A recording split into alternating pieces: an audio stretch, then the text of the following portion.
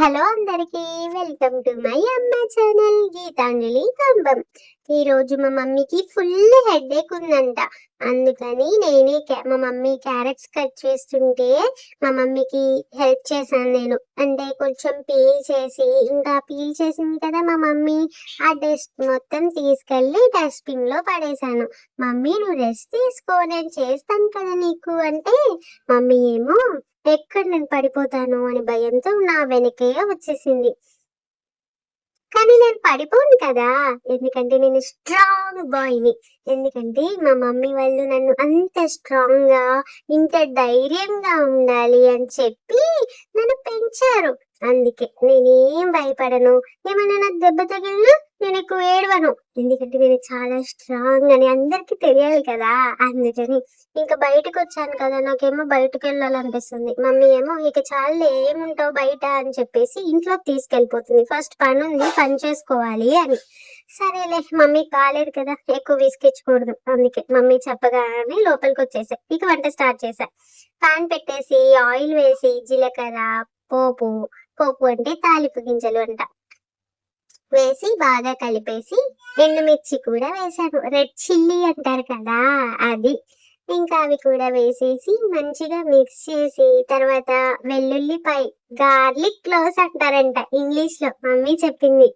ఇక అవి కూడా రోట్లో వేసి, చిన్న రోల్ చూసారు కదా ఎంత బాగుందో కదా, నాలానే క్యూట్ గా అంత చిట్టి రోల్లో వేసి దంచాను అనమాట. మమ్మీకి ఏమో అరే నా బిడ్డ పని చేస్తున్నాడే అని కొంచెం ఫీల్ అయ్యింది, కానీ హ్యాపీగా కూడా ఫీల్ అయ్యింది. అప్పుడప్పుడు ఇట్లా చెయ్యాలి కన్నయ్యా అంటుంది మమ్మీ.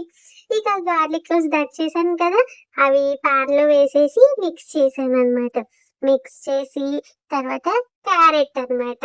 మమ్మీ క్యారెట్ నీట్ గా చిన్ని చిన్ని కట్ చేసింది. అవి చూడగానే టెంప్ట్ అయిపోయా, తినాలనిపించింది. అందుకని మమ్మీని చూసా పర్మిషన్ కోసం.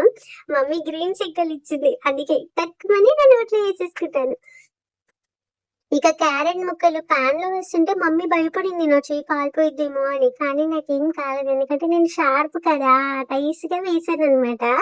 ఇంకా వేసి కొంచెం సాల్ట్ వేసి మూత పెట్టేసా ఒక 5 minutes. నేను చూపించాను కదా, 5 minutes ఆగి ఇంక నేను బట్టలు తీసుకుందామని పైకి వచ్చాను. వాకౌట్, ఇది ఎక్సర్సైజ్ అనుకుంటారో లేదంటే డాన్స్ అనుకుంటారో మీ ఇష్టం, కానీ ఏదో చేశారు నాకు నచ్చినట్టు.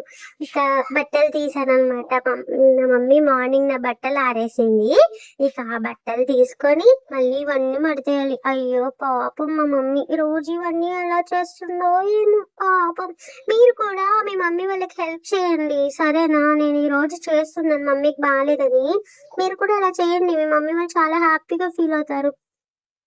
ఇలా ఇవి పట్టుకుని మెట్లు దిగుతుంటే నాకు కొంచెం భయం వేస్తుంది, కానీ ఏమీ పర్వాలేదు, బాగానే దిగేశాను. ఎందుకంటే వెనకాల అమ్ముంది కదా, అందుకని. మమ్మీ పాపం అడిగింది, బట్టలు నాకు ఇవ్వు కన్నయ్య, నేను చూసుకుంటాను, నువ్వు కిందకి దిగి వచ్చేసేయి మంచిగా అని.